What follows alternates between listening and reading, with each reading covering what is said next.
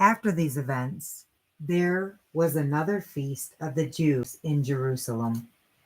Jesus determined to be there.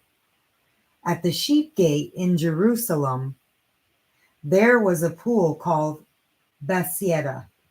In Aramaic, it means home of grace and kindness. It had 5 porches.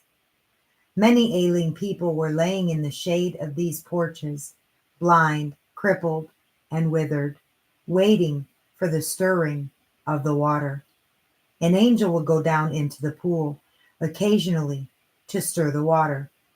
The first person to then enter the pool would be healed of whatever it was they were suffering from. There was also a man who had an infirmity for 38 years. Jesus saw this man and realized that he had been there for a very long time. He asked him, "Would you like to be made well right now?" The man answered him, "Sir, I have no one to help me get into the pool when the water is stirred. By the time I get there, someone else has already gotten in before me." Jesus said to him, "Arise, pick up your bed, and walk." And at once the man became whole and picked up his bed and began to walk. Now this was on the Sabbath day. The Jews were immediately offended and rebuked the man for picking up his bed on a day where no work was allowed according to their law. He answered them, "The man who healed me told me to pick up my bed and walk." They were very keen to know who this man was, but the man didn't know who it was who healed him, since Jesus already left unnoticed, and there were throngs of people around. A little later, Jesus found him in the synagogue and said, "See, you have become whole. Do not continue in your old distorted mindset then. Nothing worse can happen to you." The man left and told the Jews that it was Jesus who healed him. Unwittingly, this man's testimony confirmed their suspicion and gave the Jews exactly what they wanted, a trigger to launch their persecution of Jesus. They were furious and immediately began to make plans to murder him. Their interpretation of a holy day was deeply offended. Jesus replied, "My Father is working until now, and so am I." This was fuel for the fire of Jewish zeal in their determination to execute Jesus. Not only did he break their Sabbath, but now he has gone beyond all extremes. He calls God his own Father. Who does he think he is? God's equal? Jesus explained to them with utmost certainty that whatever they see the Son does mirrors the Father. He does not act independent of his Father. The Son's gaze is fixed in order to accurately interpret and repeat what he sees his Father does. The one reveals the other without compromise or distraction. For the Father and the Son are best friends. They have no secrets. The Father gladly lets his Son in on everything he does and will continue to show him works of most significant proportions, which will astound you. For just as the Father awakens people from their death sleep and revitalizes them with Zoe life, even so it pleases the Son to awaken people to life. For the Father judges no one, but has given all judgment to the Son. The Father's desire is that all may value the Son with the same honor wherewith they esteem him. There is no distinction. To dishonor the Son is to dishonor the Father. Most certainly do I say unto you that this is the vital transition from dead religion into the very life of the ages. Embrace the Son's word with the same persuasion as you would the Father's, and you will not know any judgment. The Son gives voice to the Father. Oh, how I desire for you to get this.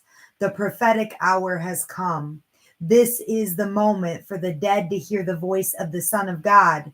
Come on, hear and live. The very self-existence within the Father is what he has bestowed upon the Son in order for the Son to radiate the same Zoe life. The Father has also given the Son of Man authentic authority to execute judgment on mankind's behalf. Do not be alarmed by this, but the hour is coming when those in the graves will hear his voice, and they will come forth out of their graves. For those who have engaged themselves with that which is beneficial, it will be a resurrection to life. And for those who have done that which is worthless, it will be a resurrection unto judgment. The dynamic of my doing is in my union with my Father.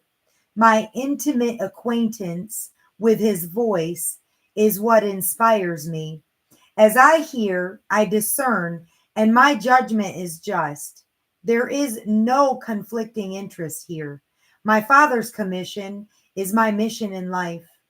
If this was just about me trying to make a name for myself, then you can certainly reject my testimony as phony. Yet there is someone else who endorses who I am, and I recognize his testimony of me as absolutely true. You cross-examined John, and he too gave testimony to the truth of who I am. I do not draw my inspiration from your applause. I'm not here to win a few votes for a noble cause. I am on a rescue mission. John was a man on fire, a bright beaming light, and for a brief moment you were jumping with joy in his radiance. My testimony exceeds John's, since the work which my Father has ordained me to finish gives ultimate context to my mission. The Father himself, who has sent me, continues to bear witness to me, yet you are not familiar with his voice and did not discern his prophetic utterance throughout ancient times, and therefore you could not recognize his image, nor do you realize his appearance at this present time.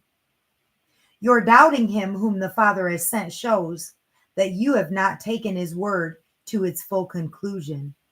You scrutinize the scriptures tirelessly, assuming that in them you embrace the life of the ages.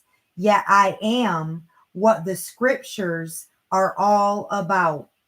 Still, you refuse to resort to me as the very source of life you seek.